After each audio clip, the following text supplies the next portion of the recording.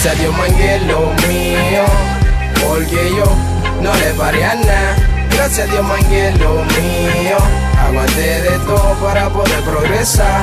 Gracias a Dios mangué lo mío, yo me arrodillé para poder triunfar. Gracias a Dios mangué lo mío, Mentiana, negro ponte a rapear. Ser famoso no es algo fácil, tener dinero también es algo difícil. Hoy yo soy el más aclamado del barrio, sin embargo antes me tenían odio. Con mi talento he creado mi sello. Cuidado tú, mira mi sello, soy negro. Estoy aquí hoy, soy el ejemplo de ustedes, mis colegas de gueto. No hay que robar para conseguir lana, ni hay que jugar esos dados en la vía. Pónganse a rezar, a Dios pídele ayuda. Verán en par de meses todo que le va a sobrar. Ahora ando burlao, con los bolsillos altillaos, full de papeleta verde, a diario burlao, quick to put a hole in jump.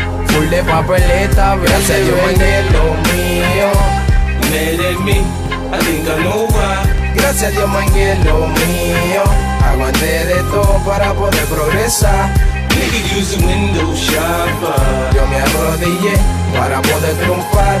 Nigga use a window shopper. Mentiana, negro ponte a rapear. Nunca compare el día de ayer con el de hoy. Nada más a un estúpido se le ocurrió algo tan loco. Yo era pobre ayer pero ya hoy soy rico.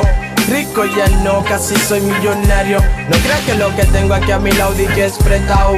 Todo lo que ves a mi lado es mío. Le pedí a Dios que quería dinero. Hoy tengo tanto que el banco rechaza mi cuarto. Tenía una mujer, gracias a Dios, hoy tengo 5. Ahora falta morir, me voy a gozar mi cuarto.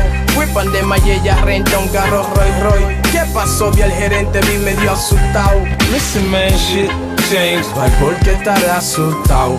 Aquí al cuarto pa' comprarte aquel Lamborghini, men.